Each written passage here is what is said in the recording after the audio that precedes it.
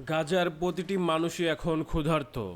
Israeli বাহিনীর সাহায্যে অবরোধ গাজায় এক ভয়াবহ ক্ষুধার্ত সংকট তৈরি করেছে এবং ক্রমবর্ধমান সংখ্যক মানুষকে ক্ষুধার্ত অবস্থায় মৃত্যুর দিকে ঠেলে দিচ্ছে। তবুও ফিলিস্তিনি সাংবাদিকরা তাদের জীবন বাজি রেখে সেই সত্য উন্মোচন করছে, যা পশ্চিমা মিডিয়া প্রায় নরম করে বা অস্পষ্ট করে উপস্থাপন করে। গণহত্যার হাতিয়ার হিসেবে ক্ষুধাকে ব্যবহার করার নির্মম কৌশল বলে দাবি ফিলিস্তিনি স্বাধীনতাকামী সংগঠনের।